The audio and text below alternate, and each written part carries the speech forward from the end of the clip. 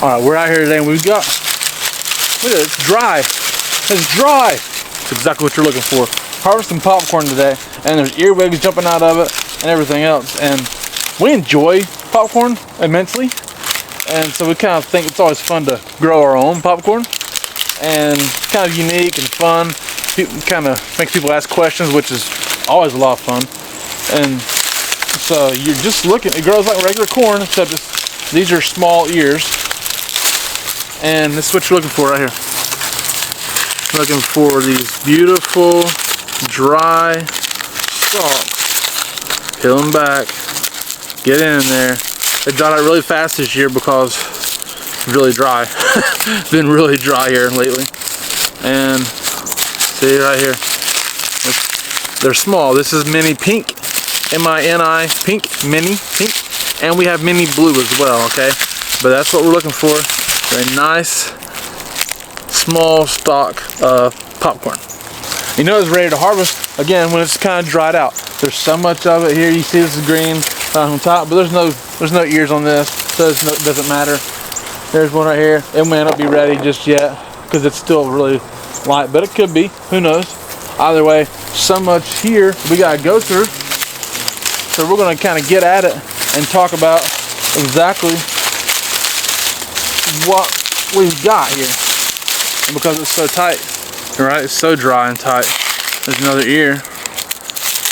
It's really fun growing this and having, you know, like your own popcorn. Growing your own popcorn is a lot of fun. There's another beautiful ear. See? And we got some inside still that we haven't used yet, but it's always good to have more because this still has to dry a little bit more once you get it off the stalk. I do want to show you an ear of the blue real fast. Hopefully this is blue. Should be pink up there and blue down here. Guess you never really know. But so I guess what we planted, right? And the pink is always tending to be a little bigger ears, I think, lately. And the blue is really cool as well. Really beautiful. Just a great look. Great popcorn. And it's honestly delicious. Wonderful flavor. You just don't get this popcorn out of the store. And we'll buy some organic popcorn from Whole Foods or something, and it's yellow kernels. They're not as tender. They're not as good. Honestly, they're fine. They do the job. But this is such a beautiful, tender, white popcorn. It's so delicious, and it's such a fun thing to grow, and really an interesting and unique and a kind of unorthodox way to make sure that you are controlling what you eat. You know, even in all the little things like snacks. For instance, if we sit down and watch a movie on Saturday night, we want to pop some popcorn. We've got organic popcorn here, just ready to go. You ain't got to worry about it. We're not microwaving the junk popcorn with all the odd things in it. We've got our own popcorn here ready to go, and it's really a delicious treat, and it's really satisfying knowing that you grew it yourself. We've got them all harvested off here. Took all the husk off and everything, and now it's not done yet, okay? The whole process still needs to take some time. Basically, you need to take them, cling them together, and make sure they're extraordinarily dry. And they gotta sound like hard, really hard. There's still a little bit of moisture inside of them. And the reason it's so important to make sure that you got them thoroughly dried, like take them inside, lay them out, let them dry for another couple months, honestly. It could take up to 3 months, depends on exactly how much moisture is still inside of them or what kind of situation is like in your house or how humid it can be or whatever. But make sure they're extraordinarily dry.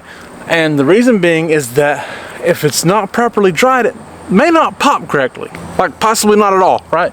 So like it's very important to make sure it's dried properly and make sure it's really dry when you get them off here. Like there's a couple here that's still a little green because those plants started late, to be honest with you. And so we left them. Okay, they're not ready yet. Everything else is ready to go. And again, just make sure it's really dry. Make sure it's and you have to clean it all off. Okay, there's gonna be some little strings left, okay, here and there. All right, just make sure you got it all cleaned off really well and make sure it's really dry. And now when you're done, when it's time to remove the kernels from this cob, okay, it's going to be a little bit of, might be a little wear and tear on your fingers, okay? But like, basically you need to take it, you can either rub two of them together and try to get all the kernels off that way, or you can take your thumb and push them all off, okay? It's gonna wear your thumb out, but it may be the best way to go about it. And when you do this process, hold them inside of a large bowl, okay? Hold it inside of a really large bowl, maybe even a 5-gallon bucket. If you can get your hands worked in there to a 5-gallon bucket, something to keep the kernels from flying everywhere, because they're gonna fly everywhere. Just how it's gonna be. Maybe even sit down and hold your hands down into a 5-gallon bucket and doing this, okay?